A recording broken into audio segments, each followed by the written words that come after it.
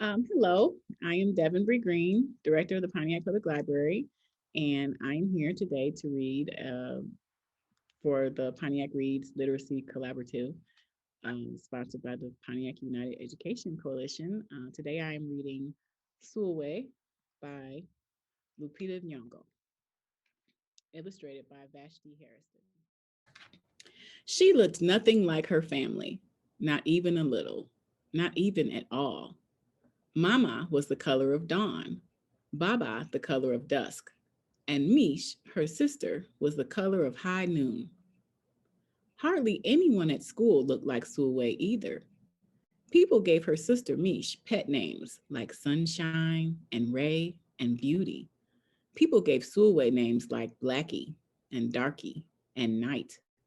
Sulwe felt hurt every time. So she hid away while her sister made lots of friends. Sulwe dreamed of being the same color as her sister. She wanted real friends too. So she got the biggest eraser she could find and tried to rub off a layer or two of her darkness. That hurt. She crept into Mama's room and helped herself to her makeup.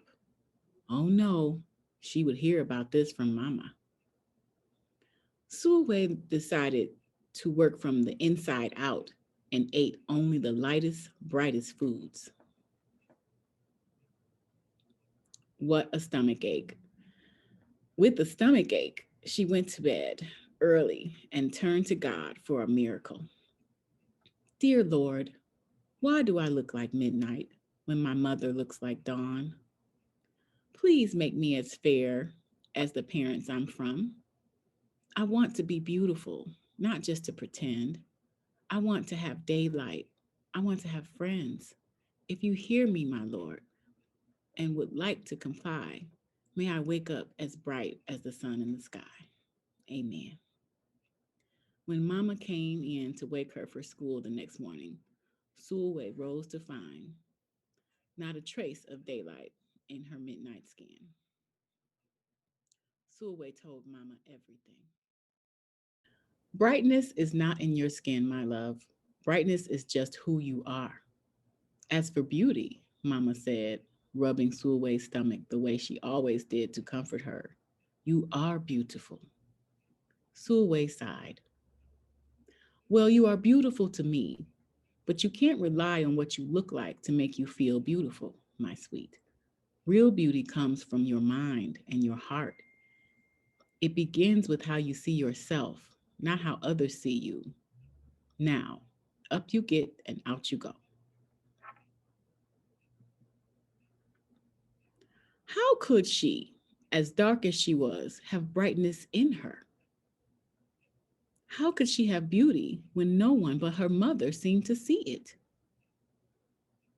How could she be a star? That night, a shooting star appeared at Sulwe's window. The night sent me, the star said. Come with me. Sulwe hopped onto the star and off they went. Long ago, at the beginning of time, said the star, there was night and day, and they were sisters. They loved each other very much, but people didn't treat the sisters the same. Lovely, nice, pretty. People gave Day pet names like lovely and nice and pretty. People gave Night names like scary and bad and ugly, and she felt hurt every time. Well, Night got fed up and walked right off the earth. Day stayed behind and enjoyed making everybody happy in the sun. But then Day grew too long. Day began to really miss her sister. So did everybody else. There had to be a way to get her back. Day set off to find Night, and she did. I miss you, said Day. I miss you too, said Night. But you don't know what it's like to be treated badly for being dark. You're right, I don't, Day replied.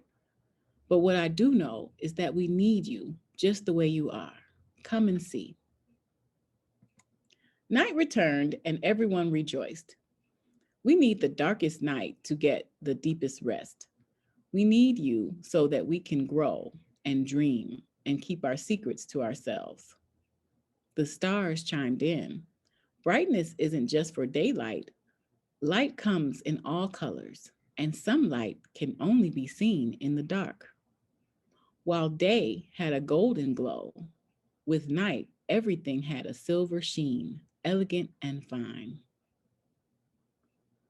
Day told her sister, when you are darkest is when you are most beautiful. It's when you are most you. Could it be that night did not need to change, not even a little, not even at all? Now that night and day were back together, a little bit of night returned to day in the form of shadows, and a little bit of day returned to night in the form of moonlight. They were inseparable from that moment on and promised to celebrate the brightness in each other, whether people chose to see it or not. You see, the star explained, we need them both on their sunniest day and their darkest night, and every shade in between. Together, they make the world we know light and dark, strong and beautiful. Sulwe rose the next morning, beaming. There would be no hiding anymore. She belonged out in the world, dark and beautiful, bright and strong. And if she ever needed a reminder of her brightness, she could look up at the sky on the darkest night to see for herself. Sulwe felt beautiful inside and out.